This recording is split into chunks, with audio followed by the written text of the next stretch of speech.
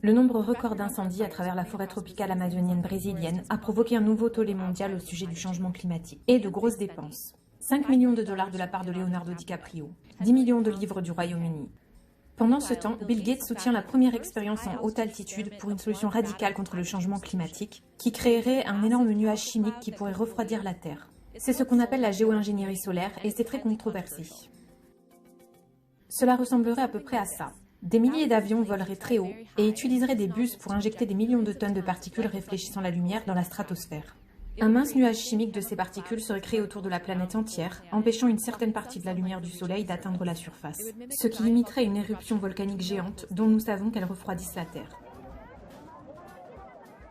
En 1991, le mont Pinatubo est entré en éruption aux Philippines. C'était la plus grande éruption qui affectait une zone densément peuplée, créant des avalanches et des coulées de boue géantes, qui ont fait plus de 700 morts et 30 000 sans-abri. Il a également rejeté un nuage de 20 millions de tonnes de particules de dioxyde de soufre dans la stratosphère. Ce nuage chimique faisait des centaines de kilomètres de large et réfléchissait environ 2% de la lumière du Soleil vers l'espace. Et en 1992, la Terre a été plus froide qu'en 1991. Cela fait partie du mécanisme, mais vous devez le faire de manière contrôlée.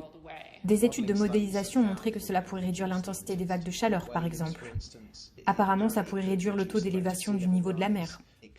Ça pourrait réduire l'intensité des tempêtes tropicales. Mais cela s'accompagne également de risques et d'incertitudes importantes. Des choses comme une famine de masse, des inondations massives, la sécheresse, de nature à affecter de vastes populations. Cela pourrait affaiblir suffisamment les moussons en Inde, en Chine et en Afrique pour affecter les récoltes. Ça pourrait éradiquer le ciel bleu. Vous arrêtez d'augmenter la quantité de lumière diffuse et vous avez moins de lumière directe, ce qui revient à dire que le ciel aura une apparence floue et blanche. Et si la communauté mondiale décidait que cela devrait s'arrêter? Donc vous arrêtez d'injecter ces produits, mais après un an, une fois le nuage parti, vous obtenez ce réchauffement à un rythme beaucoup plus rapide que si vous n'aviez rien fait.